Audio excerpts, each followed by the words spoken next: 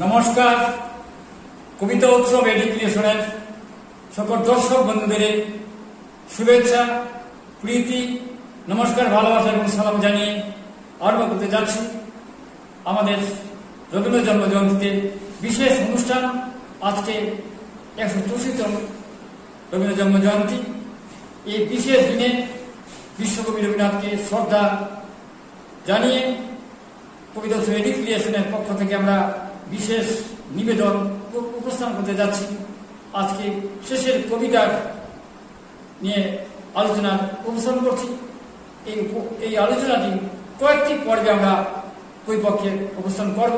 আমার সঙ্গে রয়েছেন বিশিষ্ট বাচিক তাপস কুমার মহন্ত, তিনি সমন্বয়ক। আমাদের বাংলা সাহিত্যে রবীন্দ্রনাথ আবির্ভাব বিশ্বের এক উল্লেখযোগ্য ঘটনা।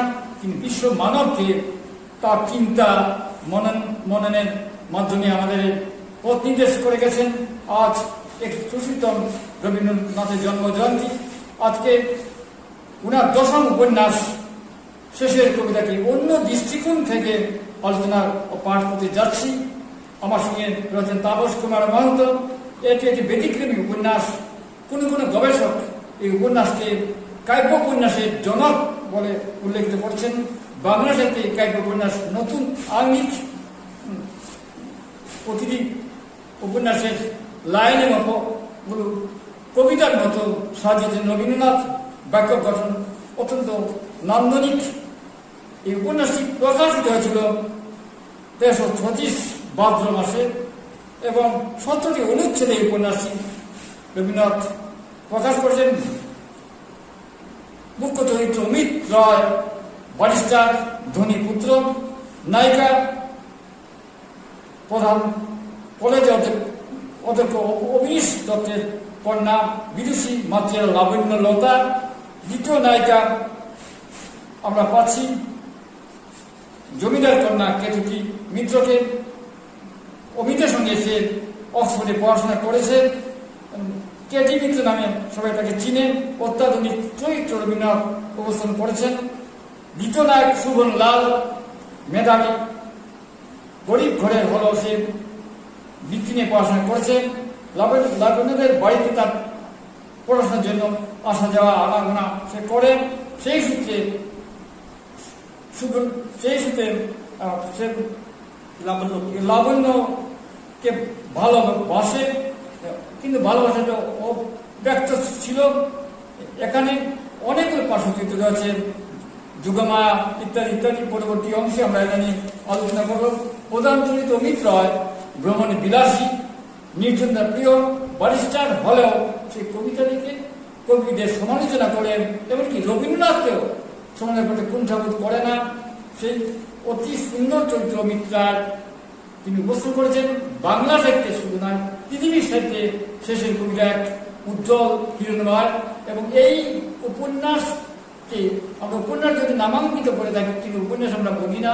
আমরা যারা কবিতা লিখি আমরা বলি এটা কাব্য উপন্যাস। এই নিয়ে আমরা আগামী পর্বে কিছু কিছু বিশ্লেষণ করবো। এখন আমার সঙ্গে রয়েছেন বিশিষ্ট বাচিক শিল্পী তাপস কুমার মহন্ত। রবীন্দ্রনাথের একটি উল্লেখ্য কবিতা এই উপন্যাস ছিল, সেটি পাঠ করবেন। আমি আমন্ত্রণ জানাচ্ছি তাপস কুমার মহন্তকে সেই দীর্ঘ কবিতাটি পড়াতে। অমিতর কথায় আমরা বলি, বিধাতার রাজ্যে ভালো জিনিস অল্প হয় বলেই তা ভালো, নইলে সে নিজেরই ভিতর ঠেলায় হয়ে যেত মাঝারি। যেসব কবি 60-70 পর্যন্ত বাঁচতে একটুকু লজ্জা করে না, তারা নিজেকে শাস্তি দেয়, নিজেকে সস্তা করে দেয়।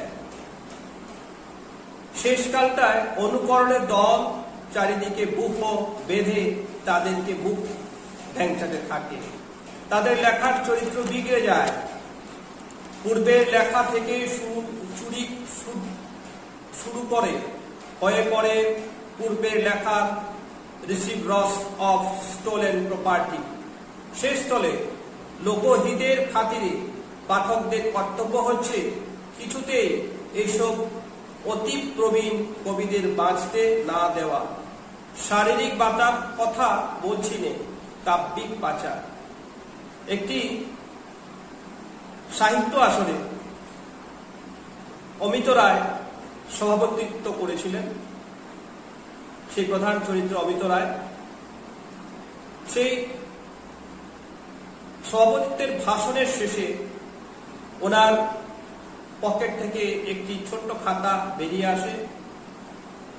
সেখান থেকে নিবারণ চক্রবর্তী নামের এক কবির কবিতা তার বাণীতে উঠে আসে। কবিতাটি বলছি: আনিলাম অপরিচিতের নাম ধরণীতে, পরিচিত জনতার সরণীতে। আমি আগন্তুক, আমি জনগণেশের প্রচন্ড কৌতুক।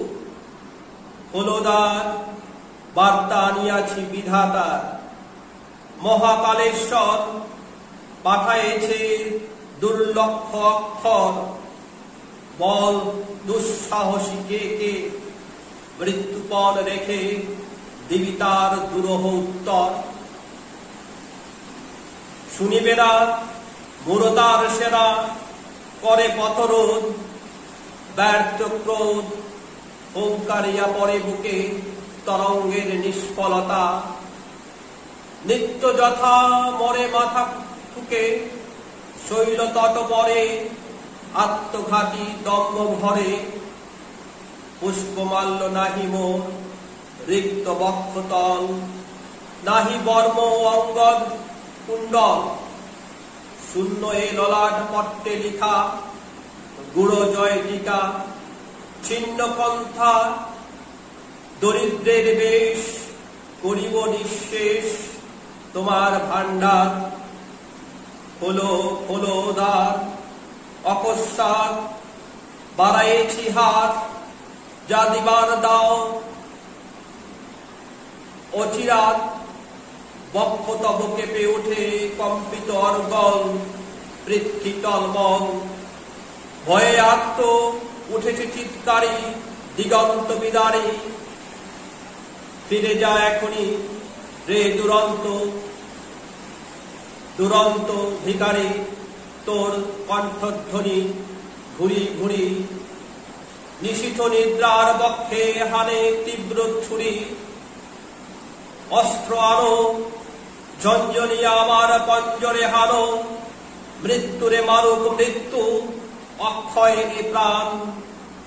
পরিযাবদান শৃঙ্খল জড়াও তবে, বাঁধো মোরে খণ্ড খণ্ড হবে। মুহূর্তে চকিতে মুক্তি তব আমারে মুক্তিতে। অস্ত্র আনো হানো মোরে হানো, পণ্ডিতে পণ্ডিতে ঊর্ধ্বস্বরে চাহিবে খণ্ডিতে দিব্যবাণী। জানি জানি তর্কবান হয়ে যাবে খান খান। মুক্ত হবে জীর্ণ বাক্যে আচ্ছন্ন দু চোখ। হেরিবে আলো অগ্নি জালো, আজিকার যাহা ভালো। কল্ল যদি হয় তাহা কালো, যদি তাহা ভস্য হয় বিশ্বময় ভস্য হোক। দূর করো শোক মোর অগ্নি পরীক্ষায়, ধন্য হোক বিশ্বলোক অপূর্ব দীক্ষায়। আমার দুর্বোধ বাণী বিরুদ্ধ বুদ্ধির পরে মুষ্টিহানি। করিবে তাহারি উচ্চকিত আতঙ্কিত। উন্মাদ আমার ছন্দ দিবে ধন্দ, শান্তিলুব্ধ মুমুক্ষুরে। ভিক্ষা জীর্ণ ভুবুক্ষুরে, শিরে হস্ত হেনে একে একে নিবে মেনে। ক্রোধে ক্ষোভে ভয়ে লোকালয়ে, অপরিচিতের জয় অপরিচিতের পরিচয়। যে অপরিচিত বৈশাখে রুদ্র ঝরে বসুন্ধরা করে আন্দোলিত। হানি বজ্র মুঠি মেঘের কার্পণ্য টুটি। সঙ্গোপন বর্ষণ সঞ্চয় ছিন্ন করে মুক্ত করে সর্বজগন্ময়। রবীন্দ্রনাথের সমুদ্রের একটু করে আমরা স্পর্শ করলাম, রবীন্দ্র স্নানে আমরা অবগাহন করলাম। আমাদের ত্রুটি অনেক, উপস্থাপন অনেক ত্রুটি রয়েছে, শুধুমাত্র বিশ্বকবিকে আমরা স্মরণ করলাম, মনন করলাম, শ্রদ্ধা জানালাম। আমাদের ত্রুটি হলে দর্শক ক্ষমা করবেন। এইটি শেষের কবিতাটি এমন একটি উপন্যাস, যে উপন্যাস পৃথিবীর সাহিত্যে আমার অন্যতম শ্রেষ্ঠ উপন্যাস। সেই উপন্যাস নিয়ে একটি পর্বে আলোচনার দৃশ্যটা আমাদের নেই, শুধু আমরা একটুখানি স্পর্শ করলাম মাত্র। আমি আশুতোষ দাস, সঙ্গে তাপস কুমার মন্ত্র। কবিতা উৎসব এটি একটি অনুষ্ঠান শুনুন, দেখুন, আমাদের পাশে থাকুন। প্রকৌশলগত অনেক ত্রুটি দেখা সত্ত্বেও দেশে কিছু হাজার হাজার দর্শক অনুষ্ঠান দেখে থাকেন। আপনি দেখুন, দেখতে থাকুন, ভালো লাগবে। কবিতা হলো সুস্থভাবে বেঁচে থাকার অক্সিজেন।